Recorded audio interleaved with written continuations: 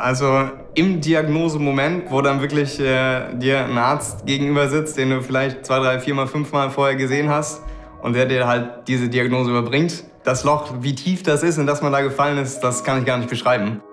Da wird man komplett einfach aus dem Leben geschossen.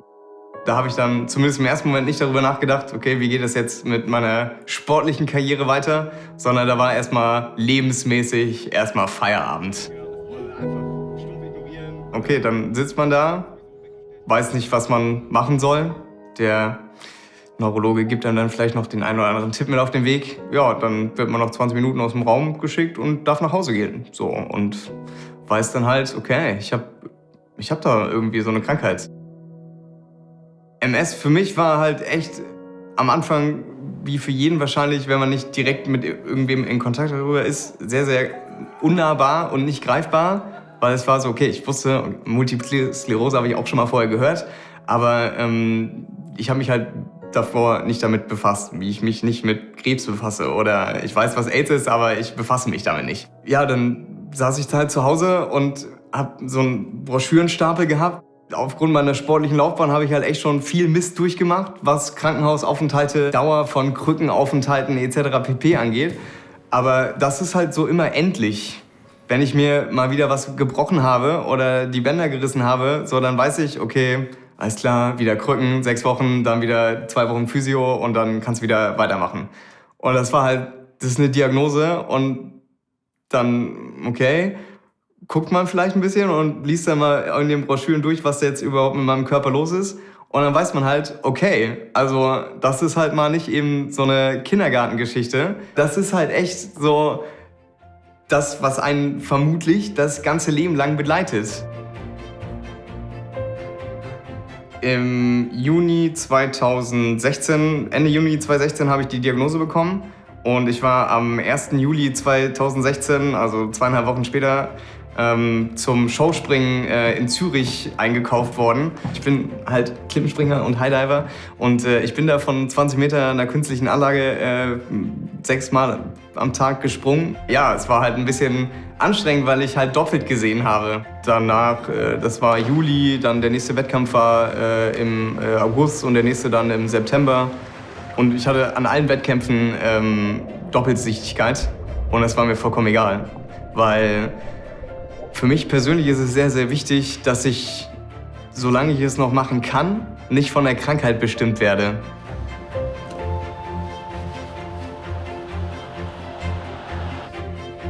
Die ersten 3 Monate, da war halt so der erste Schub und dann hatte man das halt täglich im wahrsten Sinne des Wortes vor Augen, weil man doppelt gesehen hat. Und dann war halt 3 Monate nichts.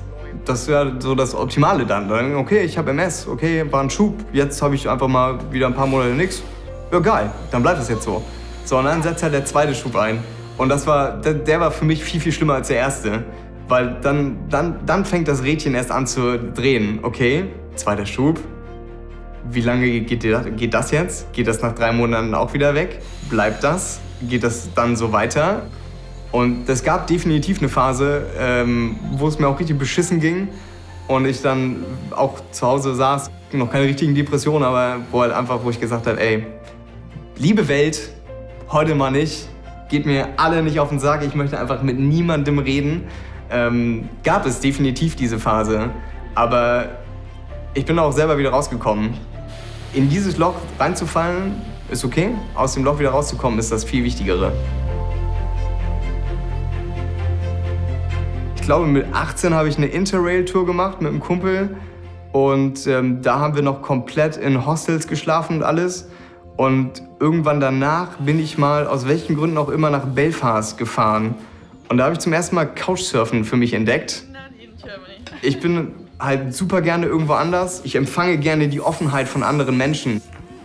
In Deutschland ist so nicht dieses, okay, du bist hier willkommen, komm gerne rum, du kannst mit uns essen oder sowas. Und deshalb ist mir Couchsurfen echt wichtig und dass ich auch hier jetzt viel hoste, also selber Leuten einen Schlafplatz anbiete, mit denen Sachen unternehme und denen einfach eine schöne Zeit ermögliche. Ich habe lustigerweise vor einer Woche habe ich 2 Mädels gehostet hier und die eine davon hatte MS. Da hatten wir dann halt logischerweise direkt ein Gesprächsthema. Und die war halt auch cool drauf, weil sie halt auch nicht dieses, oh, mir geht es so schlecht und oh, ich habe MS und oh, die Welt ist so scheiße, sondern die war halt auch cool. So, die hat kein Problem, bei fremden Leuten einfach in der Wohnung zu pennen und deshalb war es super angenehm, mit der einfach drüber zu reden. Sport ist ein verdammt wichtiger Aspekt in meinem Leben, weil ich mache irgendwie schon mein ganzes Leben lang Sport. Und leider habe ich immer nie was richtig gemacht, sondern von allem immer nur ein bisschen.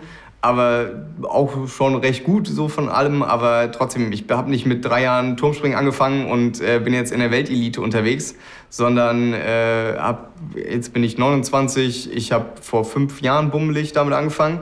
Und ich mache das, weil es mir Spaß macht. Und das ist das Wichtigste. So die Standardfrage, die man halt immer kriegt, ist, hast du keine Angst? Nein, habe ich nicht. Es gibt einen gesunden Respekt, den man auch haben sollte.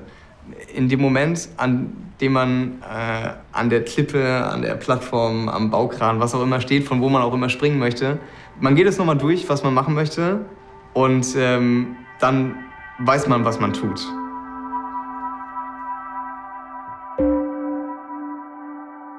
Man lernt Orte einfach anders kennen. Man kommt halt dann da hoch und dann steht man da und man überblickt halt die Landschaft komplett anders. Das ist so ein unbeschreibliches Gefühl. Mir geht da einfach mega das Herz auf.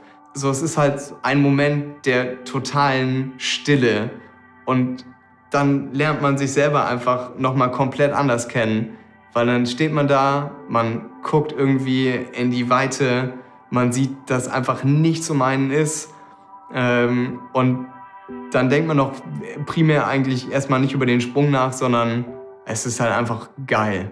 Es ist richtig, richtig geil. Da zu stehen, dieses Gefühl wirklich kurz zu genießen, so einfach in der Natur zu sein und so in dem Moment, wo man dann irgendwelche mega creepy, abgefahrenen Bergkonstellationen hochkraxelt, so, da ist man dann sehr damit beschäftigt, nicht abzustürzen und nicht zu sterben. Und das ist genauso wie die MS. Es ist da, aber man denkt nicht drüber nach. Weil wenn ich da hochkrabble, dann weiß ich, okay, hier abzustürzen ist ein No-Go, weil dann ist mit gebrochenem Bein da unten liegen, da holt dich keiner wieder raus. Aber das ist nur ganz, ganz weit weg. So, man weiß, dass es da ist, man überkommt es dann ja auch. Also man krabbelt dann irgendwo hoch und dann kommt man wohin und genießt einfach nur noch. Und das ist auch mit der MS so. Also es ist da, aber man muss es trotzdem genießen.